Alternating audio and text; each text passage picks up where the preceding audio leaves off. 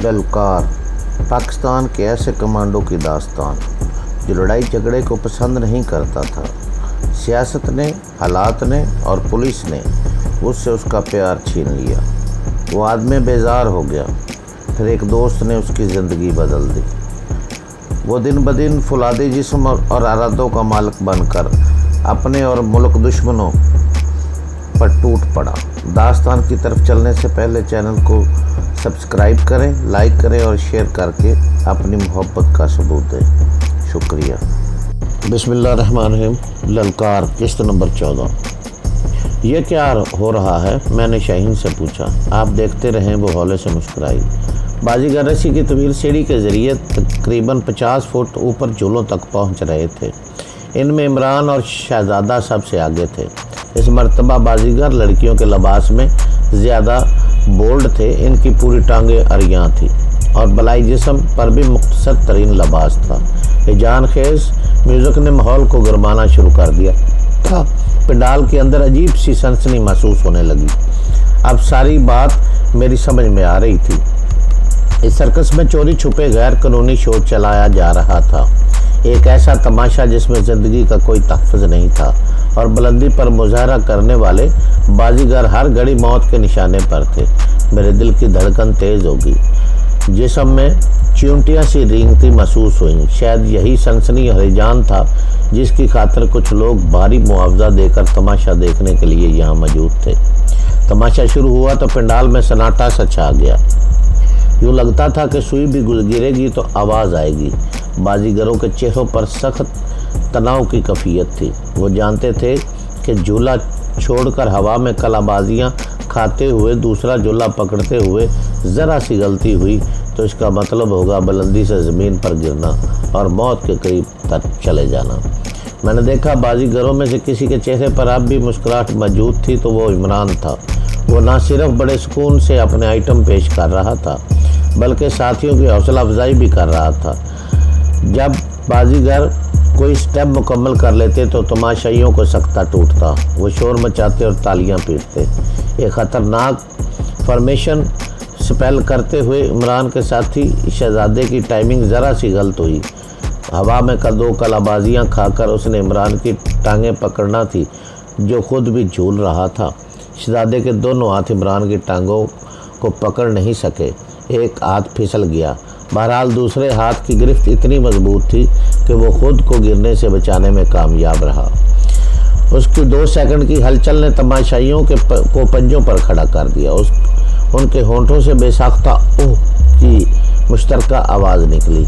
यह खेल तकरीबन 30 मिनट का था। मेरी धड़कनें ज़ेरो ज़बर हो रही थी और हथेलियों पर पसीना आ गया।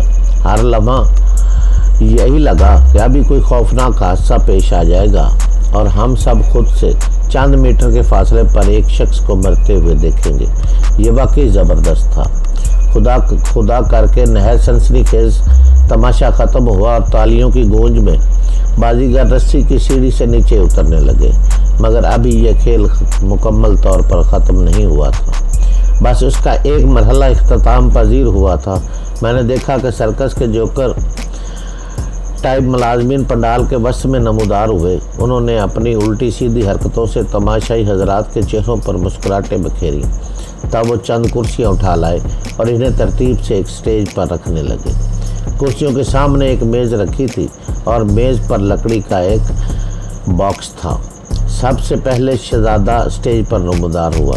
उसने झुककर हाज़रीन को सलाम किया और फिर मतानत से चलता हुआ दरमियान वाली कुर्सी पर जा बैठा। उसने लकड़ी का बॉक्स खोला और उसमें से एक स्याह कोल्ड रिवाल्वर निकाल लिया। बॉक्स में से कुछ गोलियां निकालकर उसने मेज़ पर सजाई। ये स्टेज पंडाल के दरमियान नहीं था बल्कि हाज़रीन के बिल्कुल सामने था। बमुश्किल 10-12 मीटर का फासला होगा। सुलेमान उर्फ शहजादे ने रिवाल्वर के चैम्बर में एक अदद गोली डाली और चरखी को तेज़ी से घुमा दिया। मैंने महसूस किया कि यहाँ एक और तरह का खेल शुरू हो चुका है। तमाशाइयों में मौजूद चंद अमीरजादे कुछ शर्तें लगा रहे थे। इन शर्तों का भाव पहले ऊपर नीचे होता रहा, फिर एक जगह ठहर गया। अब ये एक के मुकाबले में 6 था। یہ سب کیا ہو رہا ہے؟ میں نے اپنے پہلو میں بیٹھی شہین سے پوچھا۔ وہ تو کچھ نہیں بولی، تاہم دوسری طرف بیٹھے سینڈو نے اپنی بھاری بھرکم آواز میں کہا، یہ پہلی شرط ہے جی، 1 کے مقابلے میں 6۔ شہزادہ صاحب اس ریوالور کی نال اپنے جسم پر رکھ کر گولی چلائیں گے۔ گولی نہ چلی تو شرط لگانے والوں کو 50,000 روپیہ دینا ہوگا۔ اس میں سے 25,000 شہزادے صاحب کو ملیں گے۔ گولی چلی تو شرط لگانے والے دوسرے بندوں کو 3 لاکھ دیں گے۔ میں سناٹے میں رہ گیا۔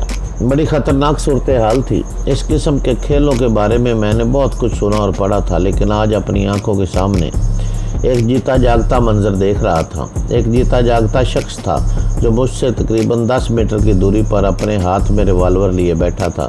اس کے چہرے کا تناؤ اتنی دور سے بھی صاف دیکھا جا سکتا تھا۔ جب شرط پوری طرح بدلی گئی تو شہزادے نے ایک بار پھر ریوالور کی چرخی گھمائی اور اس کی نال اپنے پیٹ پر پہلو کی طرف رکھ لی۔ ایک ریفری نما شخص نے آگے بڑھ کر نال کے مقام اور رخ کو چیک کیا۔ اس کے بعد شہزادے نے آنکھیں بند کر لی اور اطمینان سے ٹریگر دبا دیا۔ ٹرچ کی آواز ابھری اور تماشائیوں میں سے کچھ افراد اٹھ کر تالیاں پیٹنے لگے۔ یقیناً یہ وہی لوگ تھے جنہوں نے گولی نہ چلنے پہ شرط لگائی تھی۔ سلیمان اور شہزادہ ابھی ایک طویل سانس لے کر کھڑا ہوا اور اس نے تماشائیوں کی طرف دیکھ کر کورنش بجایا۔ تب وہ دوبارہ کرسی پر بیٹھ گیا۔ اب شرط کا دوسرا مرحلہ شروع ہوا۔ اس میں ریوالور کے چیمبر میں 2 گولی۔ ایک بار پھر شرط باندھنے کا سلسلہ شروع ہوا۔ 15-20 نوجوانوں کی 2 ٹولیاں تھیں جو آگے بڑھ کر بول رہی تھیں۔ ان کے انداز سے پتہ چلتا تھا کہ وہ نئے نہیں ہیں، پہلے بھی اس طرح پرخطر کھیل کو انجوائے کرتے رہے ہیں۔ اس مرتبہ شرط کا ریٹ 1.25 اور 3 کا تھا۔ جو شرطیں لگی تھیں ان کے مطابق گولی نہ چلنے کی صورت میں تقریباً 1 لاکھ ادا کیے جانا تھے اور چلنے کی صورت میں 2,40,000۔ گولی نہ چلتی تو پھر لاکھ میں سے 50,000 روپے شہزادے کو مل جانے تھے۔ شہزادے نے دونوں گولیاں حاضرین کو دکھانے کے بعد چرخی کے خانوں میں آمنے سامنے ڈالی تھی اور چرخی کو اچھی طرح گھما دیا تھا۔ سنسنی ایک بار پھر عروج پر پہنچ گئی، دھڑکنیں زیر و زبر ہونے لگی۔ آخری عمل کرنے سے پہلے شہزادے نے حاضرین کی فرمائش پر اپنی قمیض اور بنیان اتار دی۔ اس کا کثرتی جسم ٹیوب لائٹس کی روشنی میں دمکنے لگا، تاہم مجھے اس کے پہلو میں ایک گول سا سیاہ داغ بھی نظر آیا۔ اس سے اندازہ ہوا کہ وہ اس کھیل کے دوران ایک بار پہلے گولی کا شکار ہو چکا ہے۔ حاضرین کی طرف بغور دیکھنے کے بعد شہزادے نے ریوالور کی نال اپنے پہلو میں مقررہ مقام پر رکھ دی۔ اگر اس کو گولی لگ گئی تو کیا ہوگا؟ میں نے سرسراتی آواز میں سینڈو سے پوچھا۔ یہاں ایک ڈاکٹر موجود ہے جی، اور دوا دارو کا سامان بھی، سینڈو نے سرگوشی کی۔ گولی لگ گئی تو وہ ادارہ سے کیا ہوگا؟ سینڈو کی بجائے شہین بولی، یہاں اس کو فرسٹ ایڈ دیں گے، پھر گاڑی پر قریب کے اسپتال لے جائیں گے۔ سارا انتظام پہلے سے موجود ہوتا ہے۔ پنڈال میں ایک بار پھر گہری خاموشی چھا گئی۔ شہزادے نے انگلی ٹریگر پر رکھی اور پھر آنکھیں بند کر کے دبا دیا۔ ایک بار پھر ٹرچ کی آواز ابھری اور تالیوں کی شور سے پنڈال گونج اٹھا۔ ٹریگر دبنے کے فوراً بعد ہی کیش وغیرہ کا تبادلہ کر لیا گیا۔ سلیمان عرف شہزادے کے حصے کی رقم فوراً ہی اسے ادا کر دی گئی۔ سرکس کا اسسٹنٹ مینیجر عباس اپنی جگہ سے کھڑا ہوا اور حاضرین کے سامنے پہنچ گیا۔ اس نے اناؤنسمنٹ کرنے کے انداز میں کہا، ہمیشہ کی طرح آپ معزز رات میں سے کوئی بھی اگر اس کھیل میں حصہ لینا چاہے تو وہ یہاں آ سکتا ہے۔ کھیل کے اصول آپ سب جانتے ہیں۔ تماشائیوں میں چہمگوئیاں شروع ہوئیں۔ قریباً 1 منٹ کی اضطرابی کیفیت کے بعد لمبے بالوں والا ایک نوجوان سٹیج پر آ گیا۔ اس کے چہروں پر زخموں کے 1-2 پرانے نشان اس کی گرم مزاجی کو ظاہر کرتے تھے۔ اس نے جینز اور سیاہ جیکٹ پہن رکھی تھی۔ اس کے لباس اور شکل و صورت سے عیاں تھا کہ وہ کھاتے پیتے گھرانے سے ہے۔ وہ اطمینان سے آ کر کرسی پر بیٹھ گیا اور اپنے ساتھیوں کی طرف دیکھ کر مسکرانے لگا۔ اس کی حرکات و سکنات سے پتہ چلتا تھا کہ وہ اس سے پہلے بھی اس کھیل میں حصہ لے چکا ہے۔ یقیناً یہ سب کچھ تھرل اور ڈرامے کے لیے تھا، ورنہ ایسے نوجوان کو پیسے کی کیا کمی ہو سکتی تھی۔ इस लड़के ने भी अपने लिए 2 गोली वाला खेल चुना। 2 मिनट के अंदर अंदर एक बार फिर शर्त बांधने वाला अमल हुआ। इस मरतबा भी रेट तकरीबन वही था। जुआरियों ने अपनी अपनी रकूम असिस्टेंट मैनेजर अब्बास के सामने टेबल पर रख दी। लंबे बालों वाले नौजवान ने चरखी घुमाकर रिवाल्वर की नाल कायदे के मुताबिक अपने पहलू पर रखी और ट्रिगर दबा दिया। एक धमाके से गोली चली। हाज़रीन चिल्ला उठे। लंबे बालों वाले नौजवान के हाथ से रिवाल्वर छूट गया और वो औंधे मुँह सामने मेज़ पर गिरा। उसकी किराह दूर तक सुनाई दी गई। मुलाजमीन जो पहले से तैयार थे दौड़कर जख्मी तक पहुंचे। उसे स्ट्रेचर पर लेटाया और स्ट्रेचर उठाकर एक अंदरूनी दरवाजे की तरफ बढ़ गए। जख्मी तकलीफ़ की शिद्दत से बल खा रहा था। उसके पहलू से निकलने वाला खून स्टेज पर एक लकीर की सूरत में दिखाई देने लगा। सब हाज़रीन अपनी जगहों पर खड़े हो गए थे। ताहम सारा इस्तराब सिर्फ 3-4 मिनट के अंदर अंदर ख़त्म हो गया। स्टेज पर खून के धब्बे तेजी से साफ कर दिए गए। कुछ देर बाद यूँ लगने लगा जैसे यहाँ कुछ हुआ ही नहीं था। अब मैंने देखा इमरान खुद स्टेज पर नमूदार हुआ। वो अभी तक बाजीगरी वाले कॉस्ट्यूम में था और दिलकश दिखाई देता था। वो मेज़ के पीछे उसी कुर्सी पर जाकर बैठ गया जहाँ से 3-4 मिनट पहले खूनचगा नौजवान को स्ट्रेचर पर डालकर ले जाया गया था। कितनी जल्दी हुआ था वो सब कुछ। सिर्फ 8-10 मिनट पहले वो लड़का अपने साथियों के साथ तालियां बजा रहा था और हल्ला गुल्ला कर रहा था और अब कोई गाड़ी उसे तेज़ रफ्तारी के साथ अस्पताल की तरफ ले जा रही थी। जिस कुर्सी से वो उठकर गिर गया था वहाँ अब मुस्कुराते चेहरे वाला इमरान बैठा था। एक बार फिर शर्तें बांधने का अमल शुरू हुआ। अब इस अमल में पहले से ज़्यादा सनसनी और जोश पाया जा रहा था। जल्द ही मुझे इस इजाफी जोश की वजह मालूम होगी। सैंडो के ज़रिए मुझ पर इंकशाफ हुआ कि इमरान भाई 3-6 का खेल खेलेंगे। 3-6 के खेल से मुराद ये थी कि 3 खाने खाली, 3 खानों में गोलियां। मैंने इमरान के मुस्कुराते चेहरे को देखा और मुझे लगा कि मैं उसे मज़ीद मुस्कुराते नहीं देख सकूँगा। ये बेवकूफ़ी की हद तक दलेरी का मुजाहरा था। कुछ देर पहले उसने मुझसे कहा था कि वो भी मौत को ढूंढता फिर रहा है, लेकिन उसकी तलाश का अंदाज़ ज़रा मुख्तलिफ है। उसके अलावा वो अपनी मौत का इल्ज़ाम अपने सर लेने का ख्वाहिशमंद भी नहीं है। उसने ये अल्फाज गैर संजीदगी से कहे थे, ताहम अब अंदाज़ा हो रहा था कि वो इतने गैर संजीदा भी नहीं थे।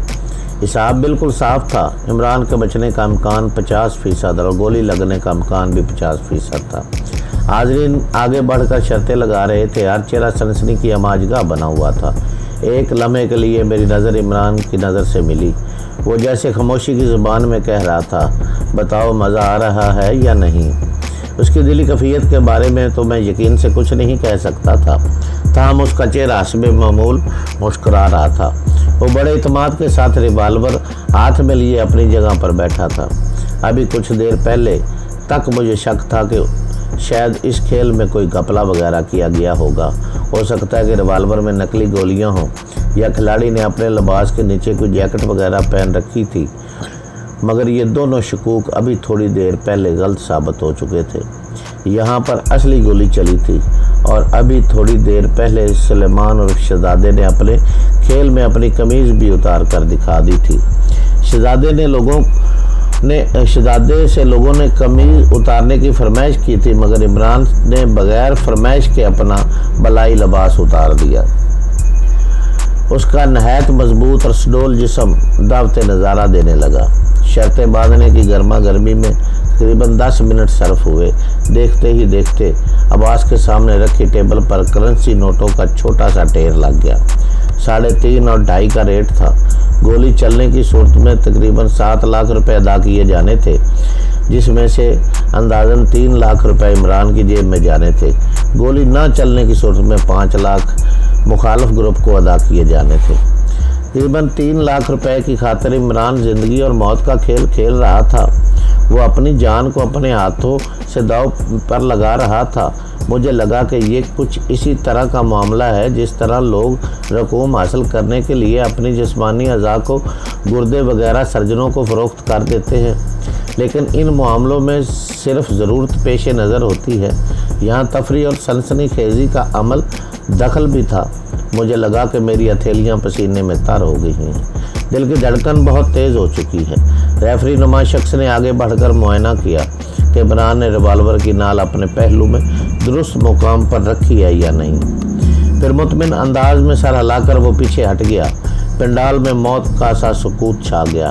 عمران نے انگلی ٹریگر پر رکھی، آنکھیں بند کر لی۔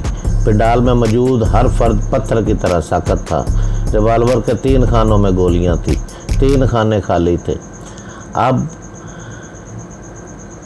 نہ جانے کیا ہونے والا تھا۔ یہ آنے والے لمحوں میں معلوم ہونا تھا۔ ایک زوردار دھماکہ یا ٹچ کی آواز، اور پھر عمران نے ٹریگر دبا دیا۔